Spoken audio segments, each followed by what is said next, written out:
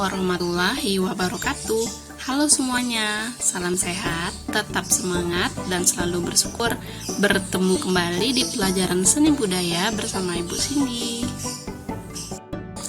Sebelum kita mulai materi hari ini, tetap jaga protokol kesehatan ya, dengan mencuci tangan, memakai masker, membatasi mobilitas, menjaga jarak, dan stay at home agar terhindar dari virus COVID-19. Pada video kali ini, kita akan membahas materi seni tari, yaitu keunikan tari tradisional. Kompetensi dasar pada materi hari ini yaitu 3.2, memahami keunikan gerak tari tradisional berdasarkan pola lantai dengan menggunakan unsur pendukung tari sesuai iringan, yang indikatornya adalah 3.2.1, menganalisis keunikan motif gerak tari tradisional. 3.2.2, menganalisis keunikan ragam gerak tari tradisional. Dan 3.2.3, menganalisis bentuk pola lantai tari tradisional. Tujuan pembelajarannya adalah, setelah melakukan proses pembelajaran, peserta didik diharapkan mampu menganalisis keunikan motif gerak tari tradisional dengan benar. Yang kedua, peserta didik diharapkan mampu menganalisis keunikan ragam gerak tari tradisional dengan tepat. Dan yang ketiga, peserta didik diharapkan mampu menganalisis bentuk pola lantai tari tradisional dengan teliti. Oke, sekarang kita masuk ke materi. Apa itu keunikan? Keunikan adalah suatu produk yang memiliki ciri khas tersendiri yang bisa membuat konsumen merasa bahwa suatu produknya berbeda dengan produk lainnya, menurut Lin 2007. Nah, dari pengertian keunikan tadi, kita bisa menyimpulkan bahwa keunikan tari adalah ciri khas dari suatu tari yang menjadi pembeda dari tari lainnya. Keunikan tari bisa dilihat dari unsur utama dan unsur pendukungnya. Unsur utama tari adalah gerak. Di dalam gerak terdapat motif gerak dan ragam gerak. Apa itu motif gerak? Motif gerak adalah gerakan dari bagian-bagian anggota tubuh. Jadi, kalau kita lihat keunikan tari dari motif geraknya, bisa dilihat dari gerakan anggota tubuh, misalnya mata, tangan, kepala, kaki, atau bagian anggota tubuh lainnya. Ini adalah salah satu contoh motif gerak yang ada pada tari legong dari Bali. Jadi di sana terlihat keunikan tari dari motif gerak tari Bali, yaitu dari gerakan matanya. Contoh yang kedua adalah motif gerak yang terdapat pada tari Saman yang berasal dari Aceh. Di sana, keunikan tari yang terlihat pada motif gerak yaitu gerakan tangannya. Dari kedua contoh itu dapat disimpulkan bahwa motif gerak terlihat dari bagian-bagian anggota tubuh. Sampai di sini paham ya? Kalau paham, kita lanjut ke materi berikutnya. Setelah membahas tentang motif gerak, sekarang kita akan membahas tentang ragam gerak. Apa itu ragam gerak? Ragam gerak adalah gabungan atau perpaduan dari beberapa motif-motif gerak. Ini adalah satu contoh ragam gerak karena di dalamnya terdapat gabungan atau perpaduan dari beberapa motif gerak seperti motif gerak mata, motif gerak tangan, pinggul, kepala yang dijadikan menjadi satu ragam gerak. Kita sudah membahas keunikan tari dilihat dari unsur utamanya, yaitu gerak. Sekarang kita akan membahas keunikan tari yang dilihat dari unsur pendukungnya. Unsur pendukung yang pertama yaitu pola lantai. Pola lantai adalah garis yang dilalui oleh penari saat melakukan gerakan tari. Pola lantai tari terbagi menjadi dua, yaitu garis lurus dan garis lengkung. Kedua garis tersebut bisa dikembangkan menjadi pengembangan dari garis lurus dan pengembangan dari garis lengkung. Contoh pola lantai hasil pengembangan dari garis lurus yaitu penari bisa membentuk pola lantai diagonal, pola lantai segi 5, pola lantai garis lurus, ke depan, pola lantai zigzag, dan pola lantai lainnya. Sedangkan untuk pengembangan dari garis lengkung bisa berupa pola lantai berbentuk lingkaran, setengah lingkaran, spiral, atau yang lainnya. Oke, sekarang kita masuk ke unsur pendukung tari yang kedua, yaitu iringan tari. Musik iringan tari adalah musik yang dipakai untuk mengiringi sebuah tarian.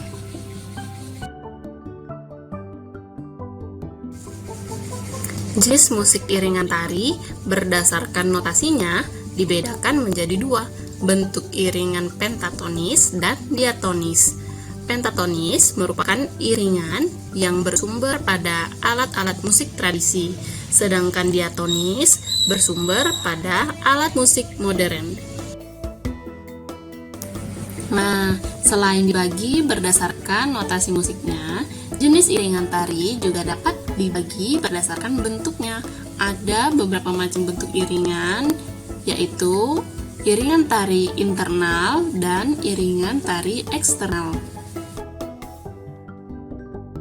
Apa itu iringan tari internal? Jadi, iringan tari internal itu terjadi karena gerakan-gerakan penari itu sendiri, misalnya suara tepukan tangan ke tubuh, hentakan kaki ke lantai, serta bunyi-bunyi lain yang timbul disebabkan oleh pakaian atau perhiasan yang dikenakan oleh penari. Contoh iringan internal terdapat pada tari tradisional yang berasal dari Aceh, yaitu tari Seman, dengan tepukan tangan ke tubuh dan diselingi dengan nyanyian. Berikut contohnya.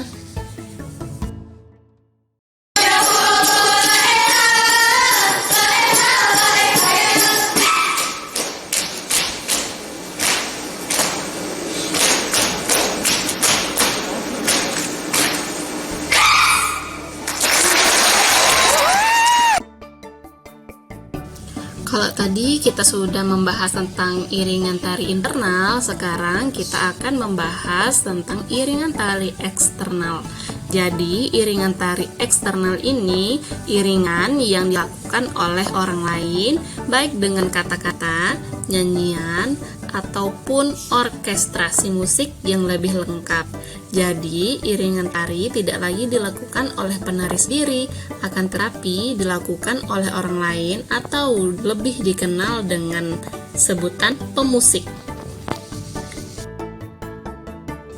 Jadi, pada iringan musik eksternal, pemusik bisa menggunakan macam-macam alat musik orkestrasi yang lebih lengkap atau dengan kata-kata, nyanyian, maupun vokal lainnya.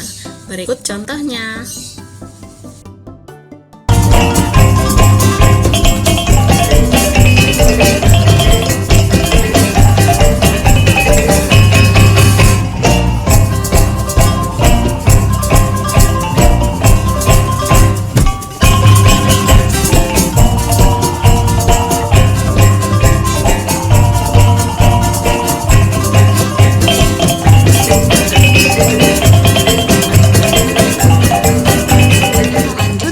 Tari berikutnya ya. Sekarang kita akan membahas unsur pendukung yang kedua, yaitu properti tari. Properti tari adalah segala kelengkapan dan peralatan dalam penampilan atau peragaan dalam sebuah tarian. Contoh properti tari yang biasa digunakan untuk penari di atas pentas misalnya selendang, topeng, payung, panah, piring, sapu tangan, dan lain-lain. Nah, sekarang kalian sedang melihat contoh dari properti tari. Di sana terdapat properti yang biasanya digunakan oleh penari, seperti topeng, piring, selendang, payung, dan jaran. Selanjutnya, kita akan membahas tentang unsur pendukung tari, tata rias, dan busana. Jadi, kita bisa melihat keunikan tari tradisional dilihat dari tata rias dan busananya. Tata rias dalam tari adalah kegiatan yang berfungsi untuk mengubah penampilan dan menonjolkan ekspresi penari dengan menggunakan make up ke bagian wajah dan tubuh. Tata busana dalam tari adalah kegiatan merancang dan mengatur busana serta aksesoris pendukung yang akan dikenakan oleh penari.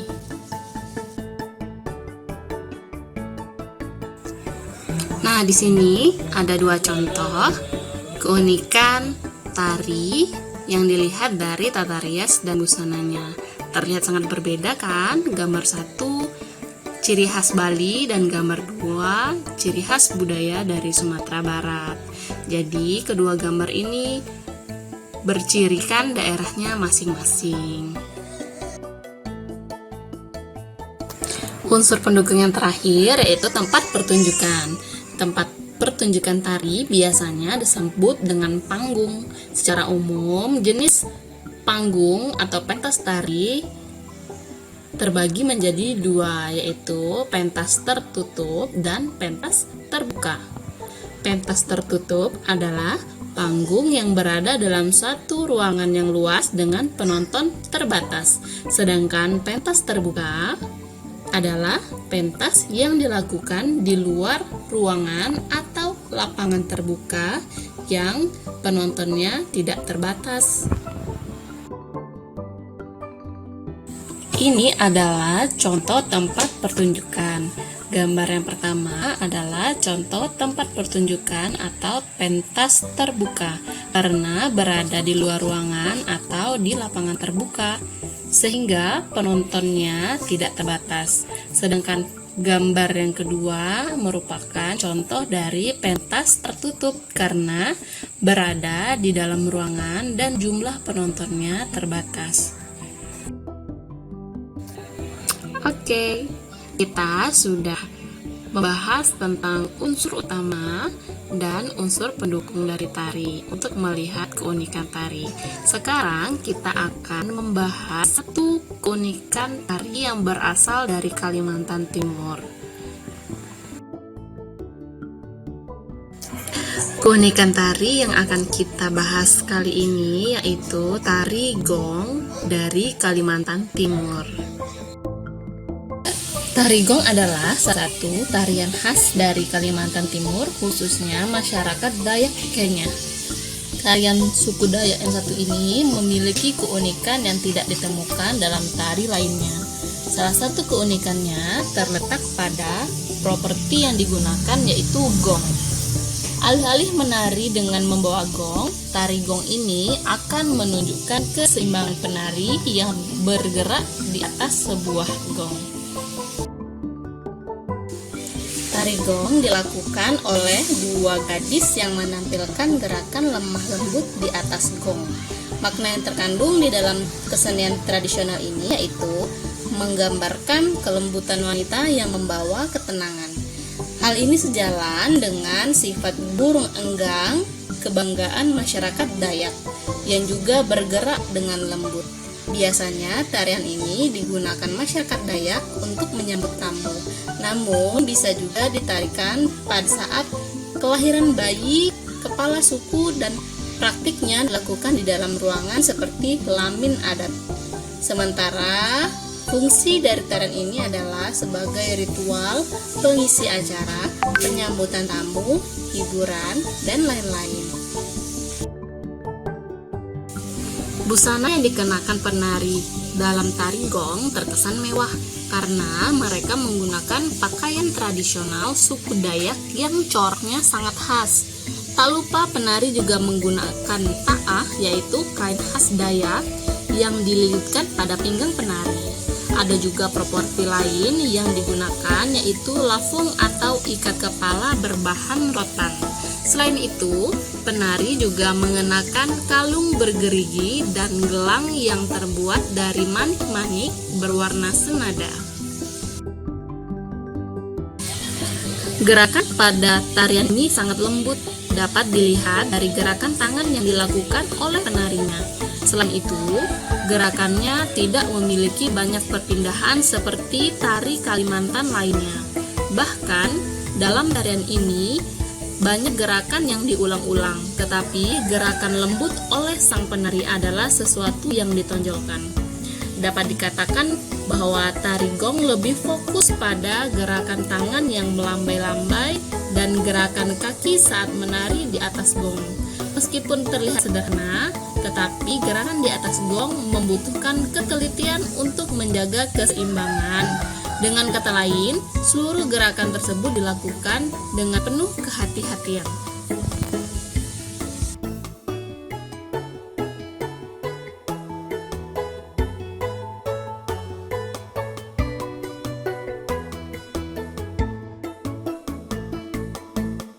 Jika gong dalam sebuah tarian biasanya digunakan sebagai musik pengiring saja, namun dalam tarian yang satu ini, gong digunakan sebagai properti dalam menari karena digunakan sebagai pijakan oleh penari. Penari harus memiliki keseimbangan agar penari bisa dengan lembut menari di atas gong. Tarian ini tidak memiliki banyak gerakan, hanya fokus pada bagaimana penari mampu menyeimbangkan tubuhnya ketika menari di atas gong.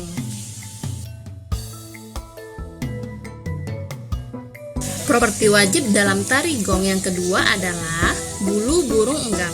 Bulu burung enggang merupakan simbol kemuliaan bagi masyarakat Dayak sehingga bulu burung tersebut sering digunakan sebagai hiasan dalam berbagai acara.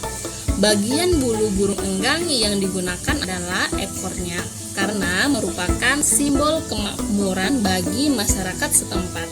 Cara pemakaian bulu burung dalam tari ini adalah dengan memegangnya di sela-sela jari penari sehingga akan terlihat seperti kipas. Properti seperti ini menambah keagungan bagi penari. Keunikan tari gong selanjutnya dilihat dari tata busanya, yaitu baju manik. Baju manik adalah baju tradisional suku Dayak Kenya. Pakaian ini memiliki warna cerah dan corak yang khas Dayak. Hiasan yang dipasang pada baju ini adalah manik-manik dengan berbagai ukuran. Biasanya disusun dengan rapi sehingga enak dipandang mata. Corak khas Dayak yang dipilih biasanya adalah gambar hewan dan tumbuhan. Corak hewan biasanya digunakan oleh keturunan bangsawan, sedangkan corak tumbuhan digunakan oleh warga biasa. Sedangkan motif burung enggang dan harimau tidak bisa dipakai oleh sembarang orang.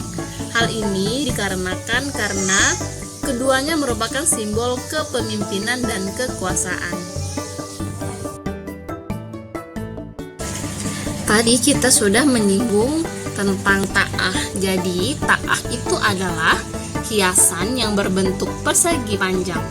Kain ini kemudian dililitkan di pinggang sang penari. Kain ta'ah ini biasanya menjadi kain tradisional yang hanya dipakai oleh wanita. Ta'ah tidak hanya dipakai pada tari gong saja, tetapi pada hampir semua tarian Dayak. Ta'ah biasanya memiliki berbagai macam warna. Pada saat menari, warna ta'ah akan disesuaikan dengan warna pakaian penari. Aksesoris dan properti lain biasanya juga memiliki warna yang senada agar lebih menarik saat dilihat.